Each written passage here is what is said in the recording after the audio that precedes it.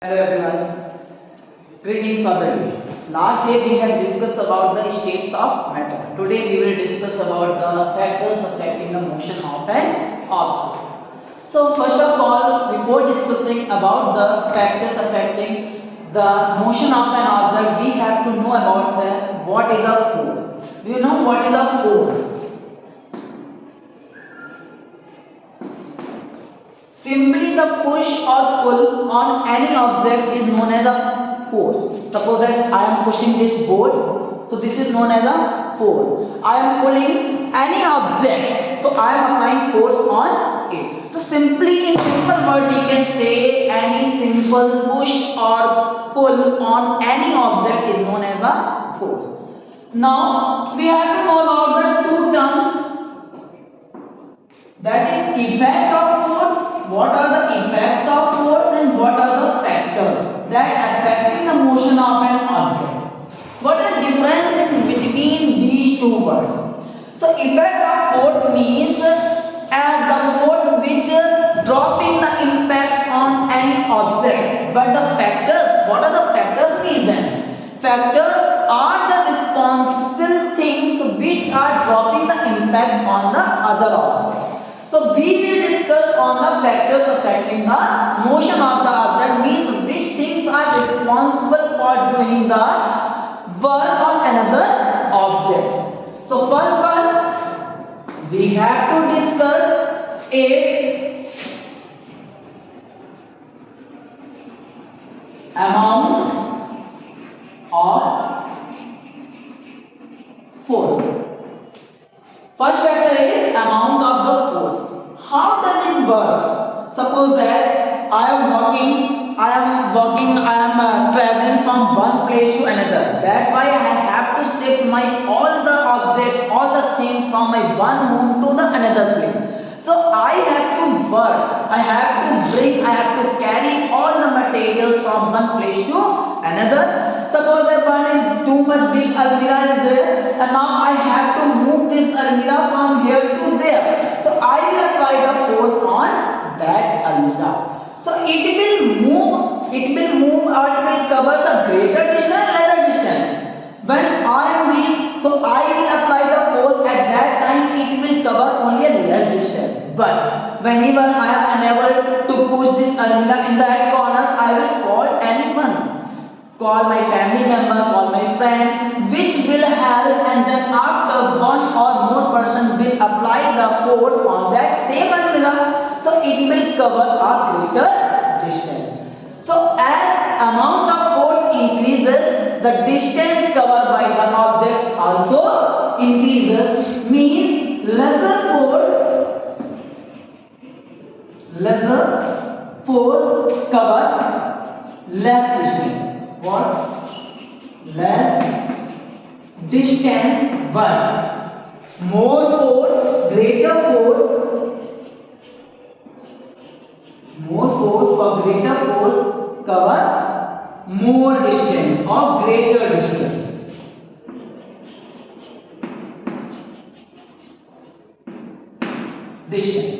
Second one is smoothness or roughness. Smooth or rough.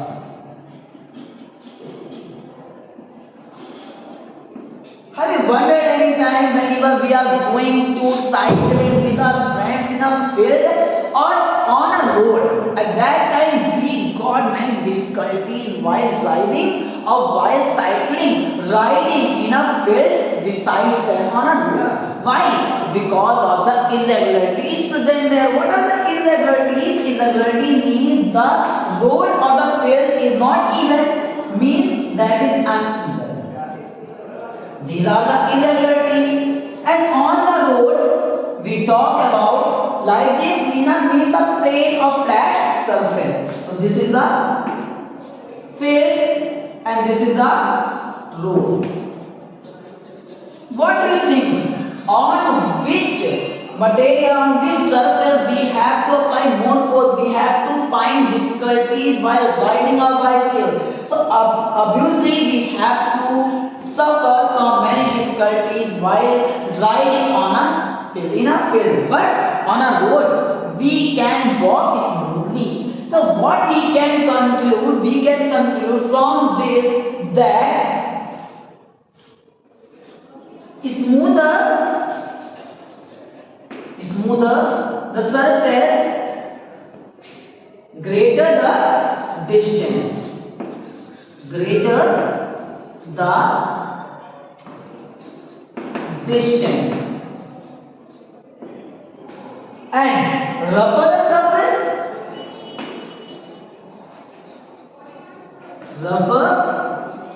the surface, lesser the distance covered by any object. Third point is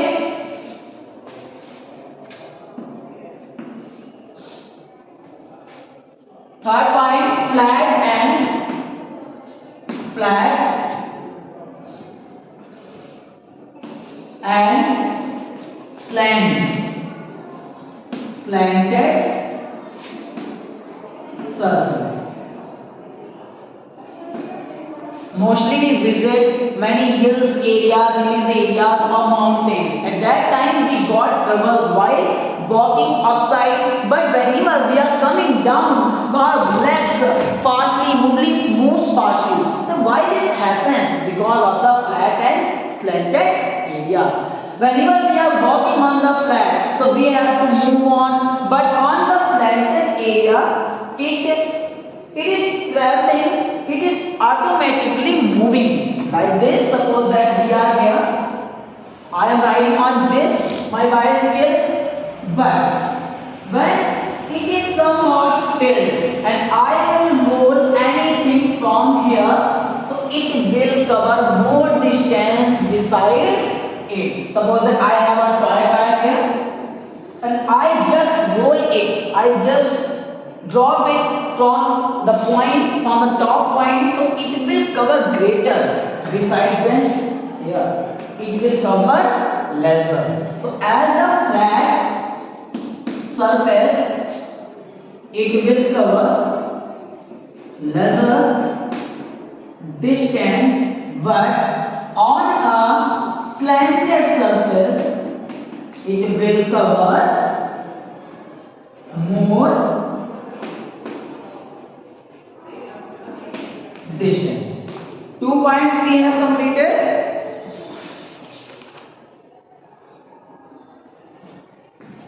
Fourth point is, first is amount of the force, second is smoothness or roughness, third is flat or smooth slanted surface, now fourth is weight of an object.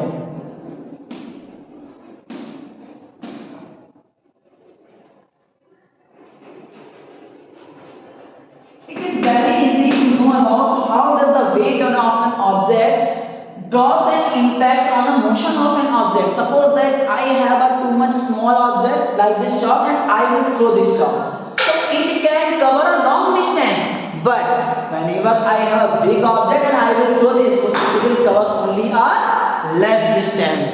So what we can conclude that as the weight of the object increases, as the distance covered by the object decreases. What? Weight increases, distance decreases. As the weight decreases,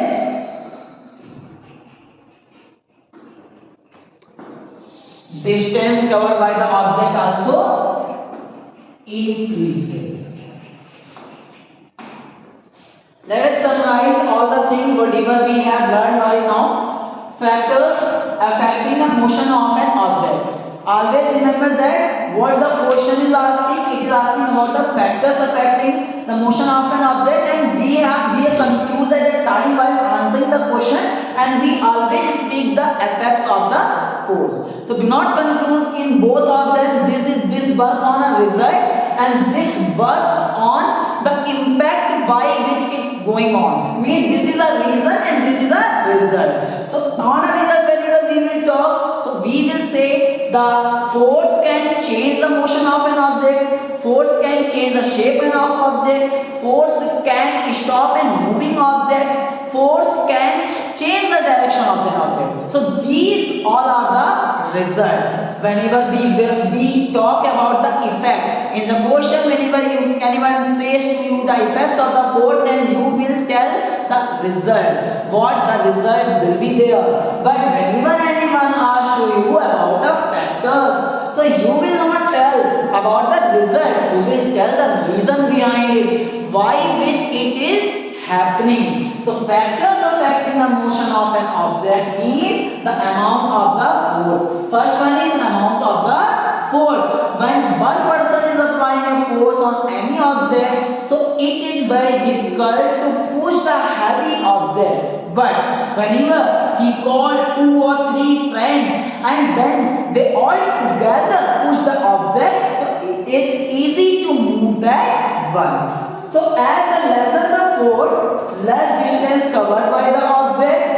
As the more force applied on the object, more distance covered by the object. Second one is smooth or rough surface. As we can observe with a real life example, whenever riding on a rough road, means in a field, or whenever riding on a road. So on a road we can walk, we can ride properly, but on a field we cannot ride properly because we have to apply more force there. So as smoothness the surface, greater the distance covered by the object. So as rougher the object, so lesser the distance covered by the object. Third point is flat and sanded surface. So what the mean of flat? Flat means that be even, and slanted means that is still at an angle. So this is a flat, and if I will pull a riding cord and then after leave it, then it will cover only a less distance. But when it is on a slanted surface and I will pull and leave that car, then it will cover a greater distance, as we can also experience by a live example while traveling while walking on a flat road or while coming down from a mountain or a hill. So as flat, lesser the distance covered by the object, and as the slanted, the more distance covered by the object.